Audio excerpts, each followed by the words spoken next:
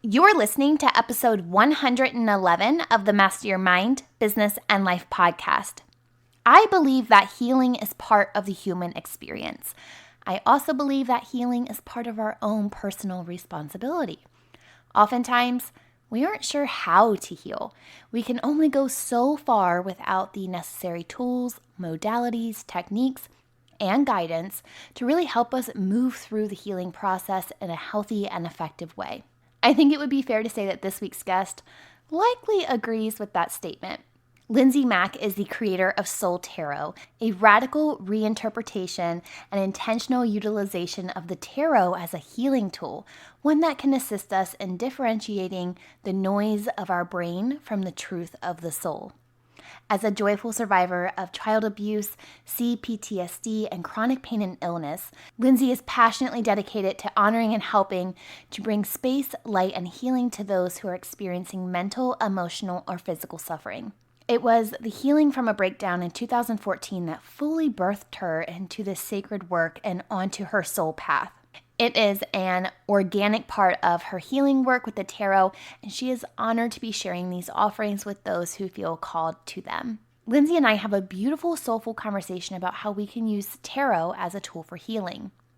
Today's episode is sponsored by Spiritually Seeking.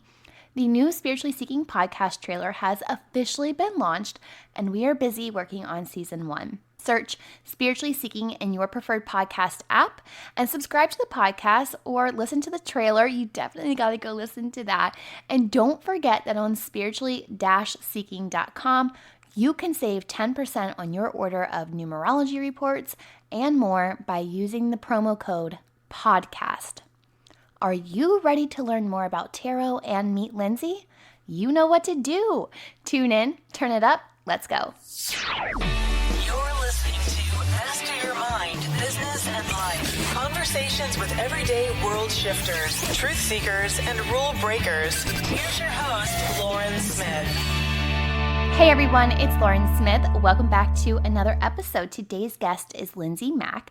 Lindsay is the creator of Soul Tarot, a radical reinterpretation and intentional utilization of the tarot as a healing tool, one that can assist us in differentiating the noise from our brain from the truth of our soul. Hey Lindsay, welcome to the show. Thanks for joining me today. Oh, such a pleasure. Thank you so much for having me. Lindsay, you have been called one of the most important new voices in the world of modern spirituality and wellness. And I know behind every world shifter, there is a powerful story of how they got here. Will you share a little bit about your journey with us and what led you to this point in life? Yes, absolutely. So I would certainly characterize my journey as being one that is very spiralic. Certainly never anything that was intended upon, planned, even preferred. It really just has been a very slow, winding, labyrinthian journey that's sort of led me to where I am. I'm an intuitive tarot teacher, and that was never the intention when I was growing up and even in my 20s for my life's work at all. It was really something that I came upon after many things, and yet in speaking about my journey, there were an enormous amount of breadcrumb trails that really led me to where I am now. I got my first tarot deck when I was 12 and bought it with a number of books. And I don't recall having any exposure to tarot before that. I don't think I really knew what it was. But as many people who grow up as I did in a highly, unfortunately, abusive and extremely dysfunctional environment, my my way of coping as a child and still now, my way of moving through the world is to sort of open my hands to God in whatever way that looked like. And so I think my 12-year-old self, who I was completely in touch with being a witch at that age and being queer at that age. And it just seemed like something that was the right thing to reach for. And so I got a deck and taught myself how to read.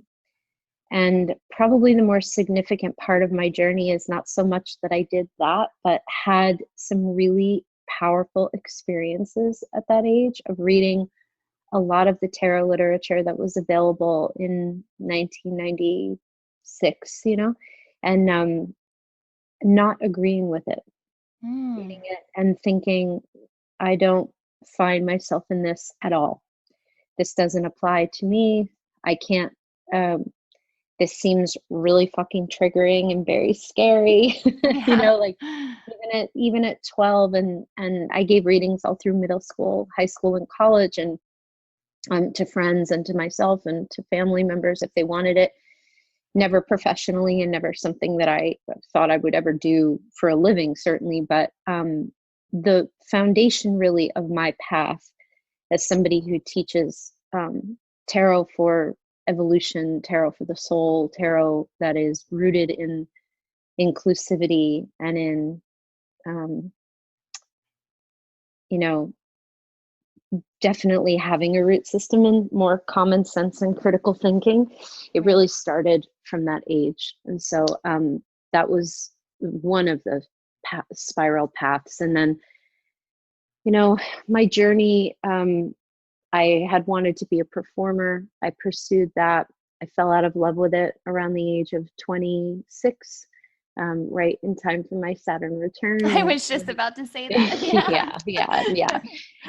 Saturn in Scorpio. It's not a joke. So it was just gone. And then just around the same time, literally where one door closed and the other one opened, I discovered like health coaching school. And at that time, people were doing that, but it wasn't quite as popular and in the collective consciousness as it was. It wasn't like so long ago, but still long enough that it was a fairly big leap to do. I didn't know too many other health coaches. So I did that, started a wellness practice, and was working with people who also had trauma and anxiety and nutrition. And it never really felt quite right. And I couldn't figure out why. And of course, it's because there was no intuitive element in it at all, and was really based on kind of more of a logical piece than an intuitive piece. And the real turnaround came when I was 30 and had a breakdown that was PTSD related. That really, not to in any way minimize or to like overgloss such a very challenging experience. But it really was the thing, as breakdowns will do. It's like, it's literally do or die. That really all of the pieces in my life that weren't working, that weren't serving me, they were gone. Like just kind of overnight. My wellness practice, no more. The person who I ran it with, who was a very old friend, who was really quite toxic and not very kind, she was gone. I was still talking to the abusers in my family as though nothing really had happened to me, and they were gone. And that was the beginning of me really truly choosing myself in the best way that I can. And listen, we're all choosing ourselves in whatever capacity we can, but for me, that level of choice was imperative.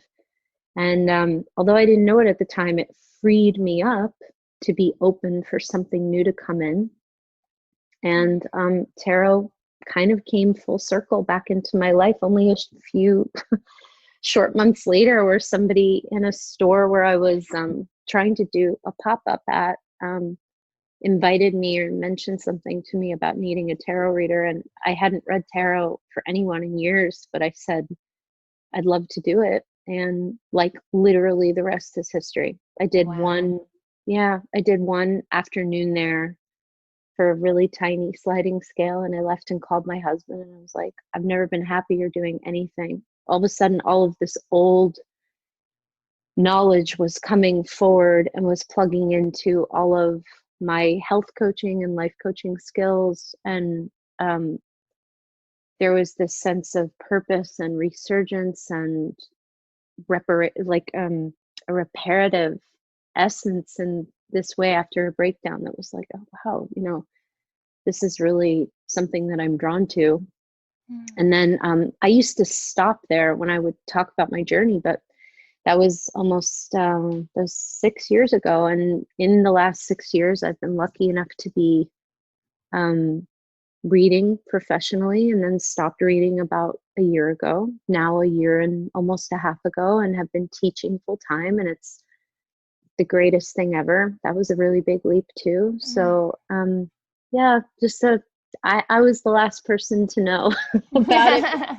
It was a lot of it was a lot of really deep pain and learning, and then unlearning, and stepping back into this thing that I had been drawn to, but had never had any clue that it was meant to be a tool that walked with me through my adult life. You know? Wow. I love that you focused on that you not only had to learn, but you had to unlearn too. Oh yeah. Because there's so many times that we learn toxic things, or we learn someone else's perception of something, and we think that that's fact, but that's not always fact. Oh yeah. And I mean, there's it's funny actually that you say that, because when I, obviously we'll get into tarot, but there's something that I'm very passionate teaching people, which is this idea of undoing and rewilding the tarot. Because the thing that most people forget is that the tarot is something that a human being, even forever ago, that human beings have attempted beautifully to kind of channel into a universal language, but it's still coming through a human filter. So any book, any deck, any visual that you use, that we don't often allow ourselves that spaciousness to not judge or push anything away, but to say, hey, this deck, I don't necessarily even need to take the visuals on the deck at face value. There's such there's a lot of undoing with tarot that I think is really essential for people to come back to their own knowing. And it's just a small microcosm of what you so beautifully described as what we really do. I think macrocosmically across the board is like we totally forget, oh yeah, I have a place in this too. Like I have to undo what I've known in order to step back into my true wisdom and my true knowing around this, So yeah. I love that. Well, let's talk about tarot for a minute, because there could be someone listening who has never used tarot as a modality. Can we quickly cover what tarot is and how the cards can be used? Yeah, so there's sort of two answers to that, which they're both very brief, but the first answer is the more classical answer. And the first part of it is a universal thing, which is that the tarot is quite literally a deck of 78 cards comprised of various suits, various elements that some people say comprise of the majors and the minors, the court cards being a part of the minors. None of that's really important, but that essentially yield out all these 78 cards to comprise the whole of the entirety of the human experience. Everything from the very big picture stuff that we can't control, that is so esoteric, so mysterious, from the deepest minutia, from the toughest feelings to the highest highs and the lowest lows. They're really all in there. And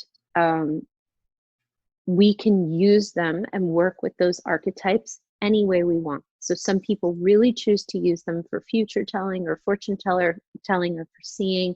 Some people use them for meditation. Some people use them for guidance. Some people use them for a check-in. Not to be frustrating or opaque, but you really can use them, or vague. You really can use them for anything. How I find, personally speaking, they can be really most useful and most consistently useful as if we are tuning in with our decks as a kind of a tool that allows us to be with whatever arises. because the future isn't really fixed, and Yeah. future telling, although I respect the gifts of monumental psychics out there. I know that that's a very real gift, very shaky in terms of future being fixed, not in Mm. terms of the gift. So if we are to really form a bond with our tarot decks, that requires really very little study. That is an entry point for everyone, really the grist for the mill and the foundation that you have in every moment to really bond with and get to know your deck very well is what you're coming to it with. And Mm. most people assume, and completely understandably, that you kind of have to show up to the tarot and be really meditated and clear and zenned out. And it's actually quite the opposite. That if you're showing up to your deck and you're very activated, charged, angry, jealous, we want to start there. And it can be so amazing because it can provide some clarity for us on what we can do to tend the feelings that are arising and how we can maybe pay attention to them to recenter, if that's possible, Mm. or to just be present with them. So I've found sort of, and some people would probably like really disagree with me because the tarot is the people's tool and nobody's right. You know what I mean? Nobody's right. But I do think, because you're asking me the question, Yeah. I do think like that is some of the more some of the easiest ways to not only engage with these cards, but to also bond with them, which is Mm. essential for being able to feel like we trust this tool as a helping ally for us rather than to us. Like the idea that we're pulling a card and like, oh my God, like we pulled this like horrible card, when in reality it's probably bringing some really deep medicine. So I like it. I Yeah. think it's really nice to use it in that way, but you can use it anyway, and it's equally wonderful. I think one of my very first perceptions of tarot in general is, like kick it back to when you were a kid and you kind of covered it. You like see like fortune tellers using it, and Of course. actually the very first thing I think of is the movie Now and Then. Have you ever seen Of that movie? course. Okay, yeah. So like when they go and see her, and Amen. and it's like the death card. And in my Yeah. mind, like death meant death, right? Like I didn't even think of it as transformation or Of rebirth course. of that sense. So that Mhm. was even my perception of tarot going in. It was almost in my mind a tool that was used in the dark, not in the light. Mhm. Mhm. Yeah. And I think Yeah. that could probably be the perception of many, I think, as well. And that's totally not the way that you're using it or that your community is using it either. Yeah, it's certainly not the way I use it, and I would say that in terms of my community, there's always a gentle space held that if there are any slivers of story left over from that over cultural narrative that um, this deck can somehow be uh, like a gateway, to Yeah. evil or like to nefariousness or to horrible news.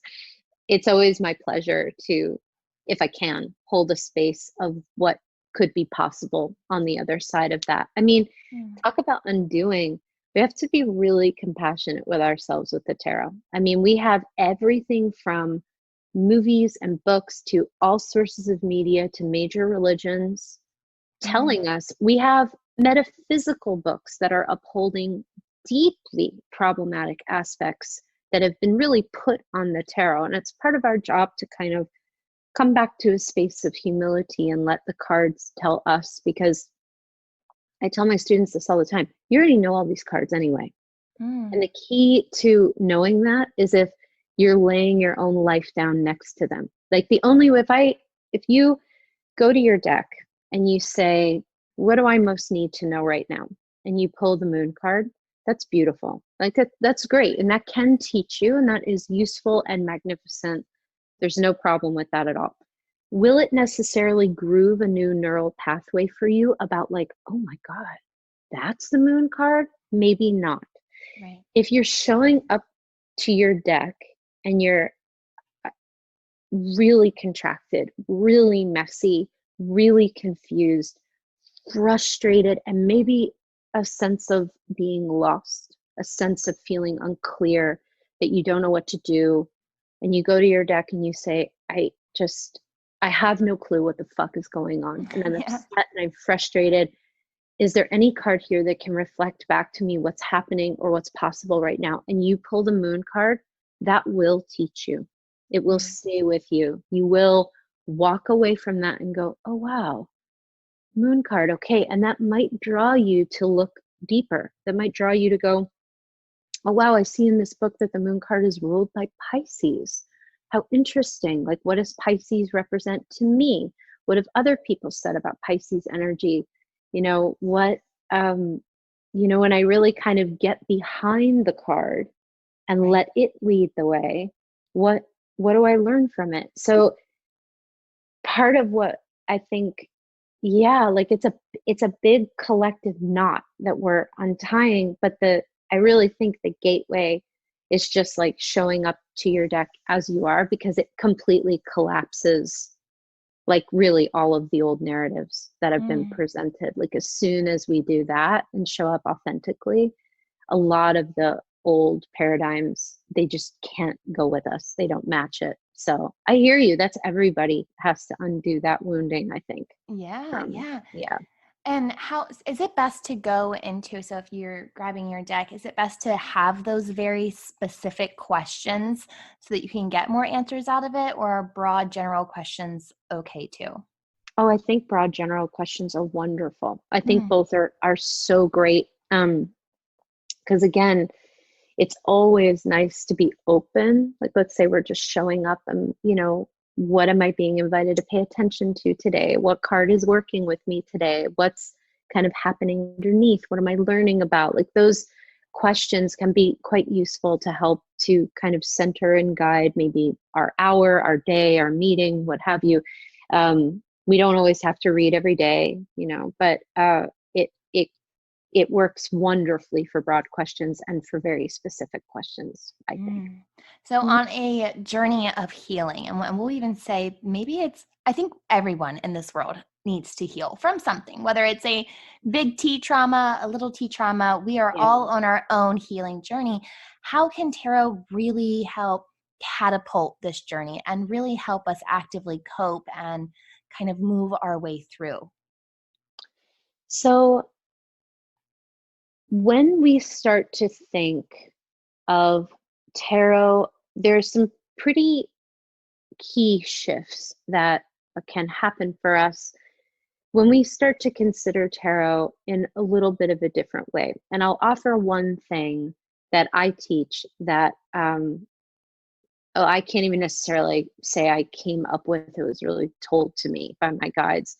But tarot, every card works for us, not Mm, to us. And we could maybe, I'm not going to say we have to or that we should, because some people that I actually don't know if this applies to everybody, but it's interesting to widen that a bit and include our lives. mm, How is some of what is happening with this pandemic for us rather than to us? It doesn't in any way bypass the shittiness and the fear and the total lack of clarity, and it might be useful for some people to consider that it's time for them to draw their attention to themselves. Maybe they're being called to pay more attention to their feelings and their grief and their heart that have been calling to them long before this time. So it doesn't make it better. It just helps us to have some kind of place on the compass to work with, so that we can soften even a little bit to how this particular situation might be helping us in some way to evolve, to mm, be of service, to serve our community, to serve those who've walked the path, who are going to be walking the paths that maybe we've walked that have been really challenging, or to reach out for support on our path. So I think when we even just slightly turn the head toward what might this card be doing for me, it does provide, I think, a little bit of an easier gateway into working with the pieces that are our strongest places that we're doing some healing work in, that I have found in my life has helped me to really soften and allow all of what wants to be processed. People assume when I say that I'm talking about there being a promotion of acceptance of what happens to us. It's actually quite the opposite, that most of us have so much rage, so much grief, so much anger to process, and we just don't, because we either had a big T trauma and it got stuck in the body, or a little T trauma that we've just sort of said, like, I'm too busy, I can't even deal. And then all of a sudden, we find ourselves, enraged, and we don't quite know why, or we find ourselves uncomfortable and we don't quite know how to engage. And there might be grief or anxiety underneath that. So I think tarot is a humble, not a replacement for anything, but such a wonderful tool to help us not only consider ways that we can engage with our wounding, but also we kind of don't always recognize that we are human beings that have a dual experience moving through us constantly. We have the experience of the nervous system and brain, and of the primal pieces, and of the protections, and all of this sort of inherited stuff from our evolution as human beings, right? And that voice is very, very loud. It's much louder and more dominant than that of the soul, which is the second half of that dual experience that's really a whisper. And the nervous system piece of us generally doesn't really want us to be uncomfortable. It kind of wants to sweep things under the rug. It doesn't really want us to kind of go back and untangle these knots. And the soul understands intimately that evolution through discomfort is part of why we incarnate here. That we didn't come here to be comfortable. We were never promised that.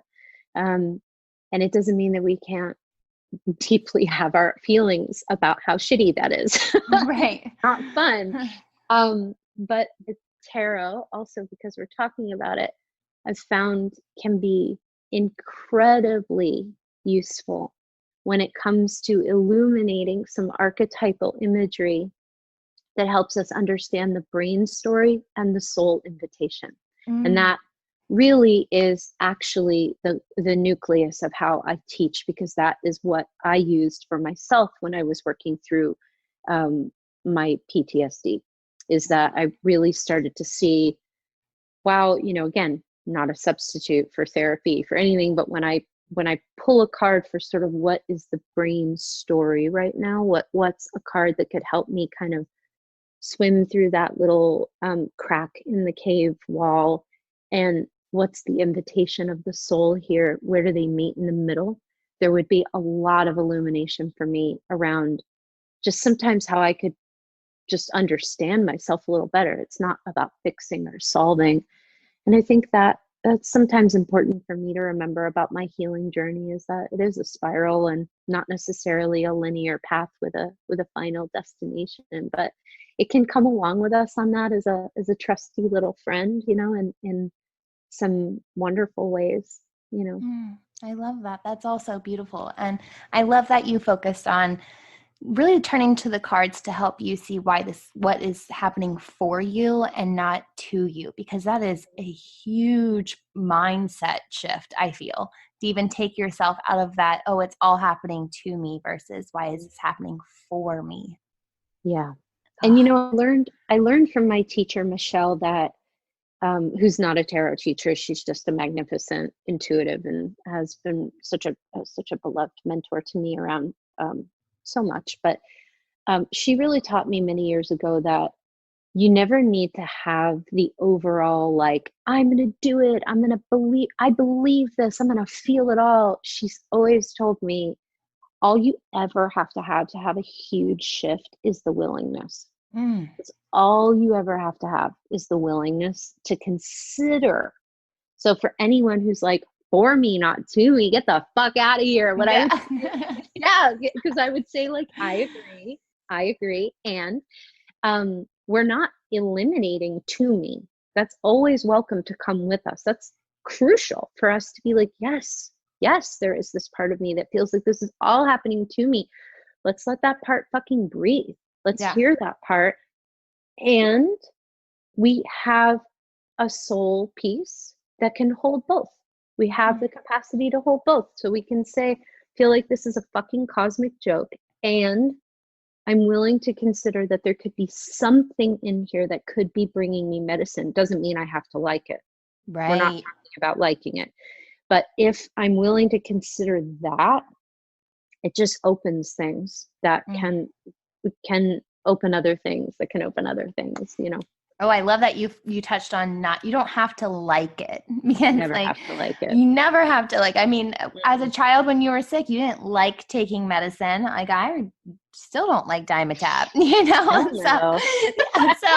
But you know, like if it's part of how you got better, then it was almost, you know, you had to move through it. So I love that you touched on that. And I love that you brought up your mentor, because I too have a really strong mentor, and I am one of those people who I just like credit so much to my mentor, just like bringing me through so much things. And of course, now in this day and age of Instagram, Facebook, TikTok, YouTube, there are so many enlightened people, and it's a great way to, you know, share content full of healing and inspiration and enlightenment. But then there's also some misinformation.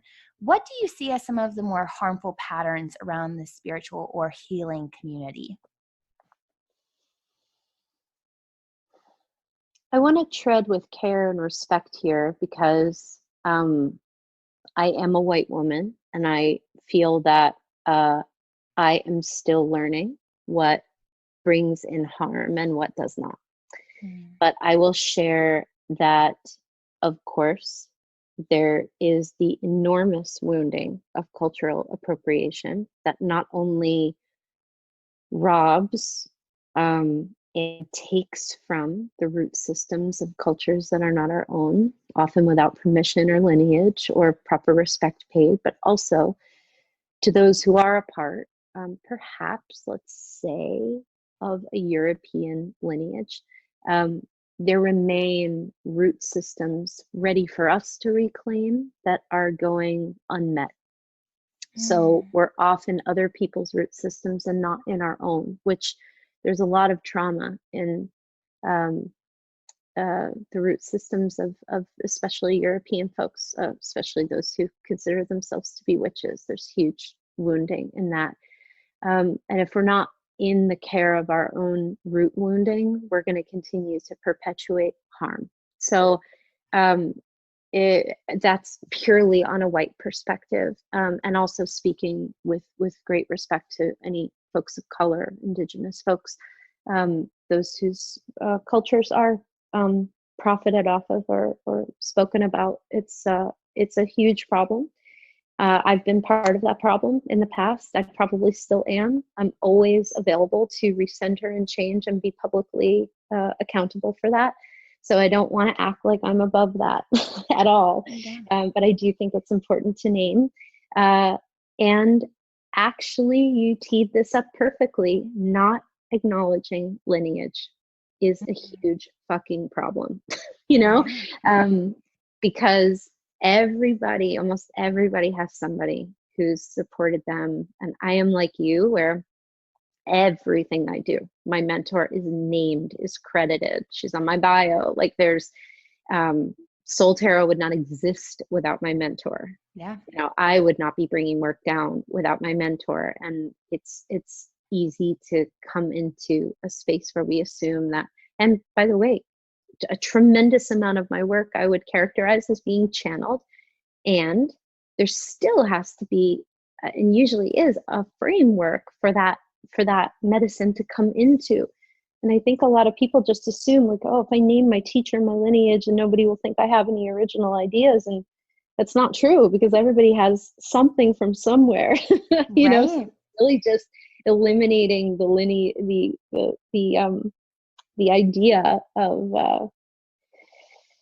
that we're islands somehow, or that, you know. So I think I was almost at this like mindset with my mentor at one part where, and she's on the podcast all the time. So if someone's listening right now, it's surreal. Like you should know by now if you're listening. So, but I got to this point and I was like, this woman has all the answers. Like there's no way I could even teach her anything. Right. Like she was just, I held her so highly in my mind, even. I'm like, she has all the answers. And then we were talking about ascension one day and, something came up from Elizabeth Peru and she was talking about like a different energy center.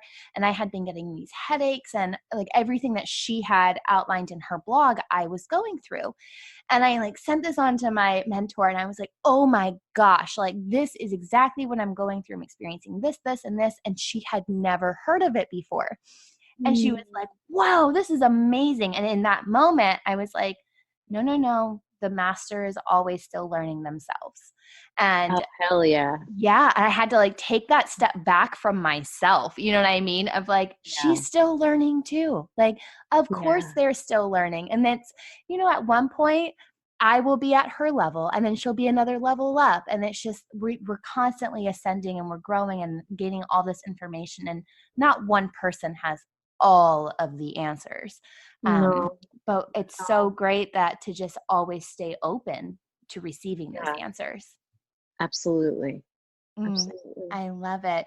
Right now in our world, I think that through all of the mass changes, it's triggering for some. It's triggering some people to have a dark night of the soul moment. Some people are falling stronger into addiction.